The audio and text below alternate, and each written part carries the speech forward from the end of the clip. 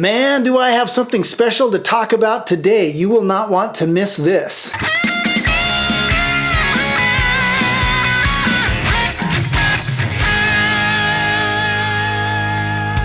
Hey everybody, it is Aaron from Warmoth, and this is a Stratocaster replacement body that has been bronzed. And you may or may not be familiar with what's going on here. If you're not, let me give you just a little bit of history. This is kind of a tribute to a very unique Stratocaster that was played by Robbie Robertson of the band The Band. You may have heard this Stratocaster referred to as the last Waltz Stratocaster. And there were some very unique things about that guitar. First and foremost, that it was bronzed. Secondly, that it has a very unique pickup configuration. Of course, you can't see it because I don't have this guitar built yet. But it had a standard Stratocaster pickup in the neck, but the middle pickup was scooched up to next to the bridge pickup, and they kind of were snuggling together up there in kind of a pseudo slanted humbucker fashion. And as time has gone on, a lot of people have really developed the warm fuzzies for that guitar, just because it's so unique. It represents such a specific moment in time that everybody's kind of nostalgic for. And it's just a cool guitar. And as a result, there have been a lot of, well, not a lot, there have been a few reissues. In fact, Fender did one fairly recently, like a year ago, maybe a year and a half ago. And I'm pretty sure they're all gone now, but I saw one on Reverb just the other day for $24,000, I believe. And in fact, Warmoth has done a couple of bronzed Strat replacement bodies in the past. Probably 10 years ago, we did a couple, and one of them actually went to Jason Becker. And you know, a lot of people who weren't alive back in the day look at this and go, why would you bronze a Stratocaster? That's so weird. But you know, back in the 60s and 70s, I was born in 68, so I was just there for a little bit of the 60s, but I was there for all the 70s. Back in those days, it was kind of part of the cultural zeitgeist to have important items bronzed. I remember as a kid, I saw lots of babies' first shoes bronzed. I remember another time I saw some baseball gloves from important games that had been bronzed. So, you know, I think just because it was part of that cultural zeitgeist back then, and also because he wanted just to commemorate this Strat, I think those are probably the reasons why Robbie Robertson had his Strat body bronzed. It was originally red, but by bronzing it, he made it an icon.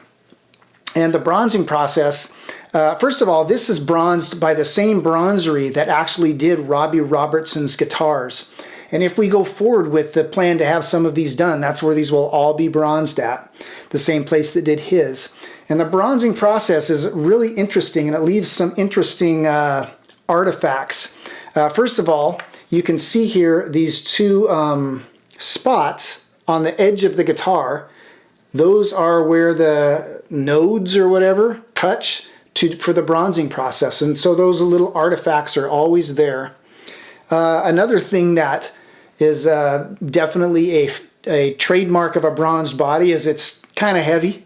You know, you're never going to get a super lightweight Strat body when you coat it in bronze. And another cool thing about it is it just forms so perfectly to the surface of the body that you can actually see, you know, wood grain and stuff in the bronze.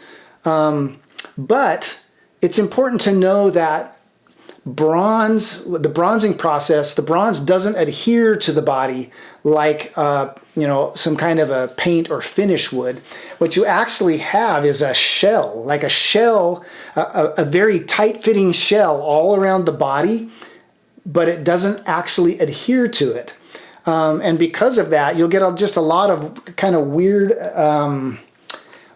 traits. Like you can kind of see right here that it's kind of bubbled up a little bit right there. In the back, it's also bubbled up a little bit. I don't know if you can see that, but it's just you know, a trait of bronzing a body.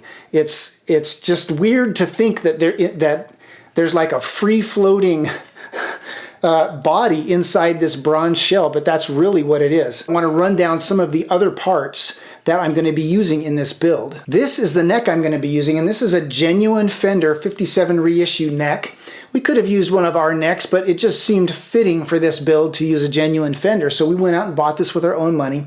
If you want to know more about this neck, I just finished an entire video where I compared this neck to a similarly spec'd Warmoth neck. I just did that last week, so go look at last week's video and you'll get all the information you could possibly want about this neck. But this is the neck we'll be using. And I have a whole mess of hardware here. Mostly it's Godot vintage spec'd stuff that Warmoth sells. And lastly, let's talk about the pickups and the pickguard. You know, we were considering all kinds of options. Do we cut the pickguard ourselves? Where do we source the pickups from? And we were doing all kinds of research, and then we came across Migas Touch pickups, and it was like the heavens opened. Greg Migas is a pickup winder who I think focuses on single coil pickups, you know, Stratocaster, Telecaster, P90s. And he sells a Robbie Robertson Stratocaster loaded pickguard. And we were just like, oh my gosh, we reached out and talked to him, and he has done so much research, like an obsessive amount of research, to make sure every detail of these pickups and this pickguard are as close to Robbie's as he could get. Let me open this box for you. First of all, the packaging is pretty primo. So here's what the pickguard looks like, and just even the foam cutout was impressive. I know it's just, I'm being wowed by the packaging, but I just thought that alone was pretty impressive. But here is the pickguard. This is what the Robbie Robertson pickguard looks like. And you can see, like I said, he has these two, well, the center pickup is moved up to snuggle up with the bridge pickup in kind of a pseudo humbucker thing. And again, the research that Greg Migas has done to get all this stuff right on here is crazy. The neck pickup is wound to be a 54 neck pickup. The middle pickup is a left-handed 59 pickup flipped upside down, and then the bridge pickup is a 69 bridge pickup. And if you look, you can see that he even has like mismatched colors for the pickup covers, which is just like crazy attention to detail. And then of course he has tele knobs on here, which is what Robbie had on his. And all the wiring and everything is just super neat. All the specs of the caps and everything are exactly what they should be. The blade switch is a 3-way blade switch. Position 1 is both of these pickups. Position 2 is all 3 pickups. And then position 3 is just the neck pickup, which is all just like Robbie's was. So yeah, this work here is just super impressive, and we were so happy to find this. And now I'm super anxious to get this guitar built, because I've never heard this before, and I'm really excited to hear that. So let's build this guitar, and then I'll play a little bit and we can see what we got.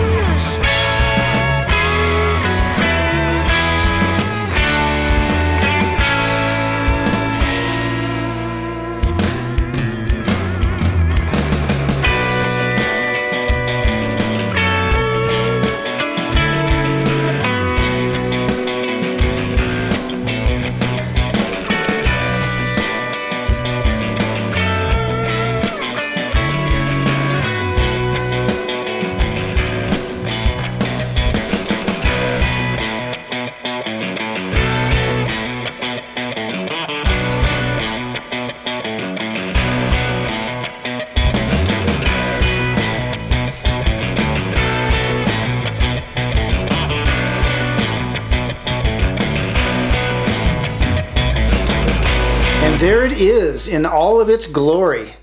There's the front and the back. It's always tricky to get a reflective guitar like this well lit without getting a bunch of glare, but I'm doing my best here. And for those who may be wondering, yes, I did weigh it. The final weight on the guitar is 8 pounds 15 ounces, so it's basically a 9-pound guitar, which is kind of heavy for an S-style guitar, but in the grand scheme of things, it's not the heaviest I've ever seen. You know, there are Les Pauls that go up to 12 pounds, so it's about 9 pounds, all said and done. And of course, I've already played around and noodled on it and plugged it in because I just couldn't wait to hear what it sounds like. And I have to say, I really dig the Migas Touch pickguard and pickups and this configuration here. And I shall tell you why. I don't know if you're like me and you've ever tried to combine a humbucker with single coils in the same guitar, but it's always this weird compromise, like do you use 500K pots, do you use 250K pots?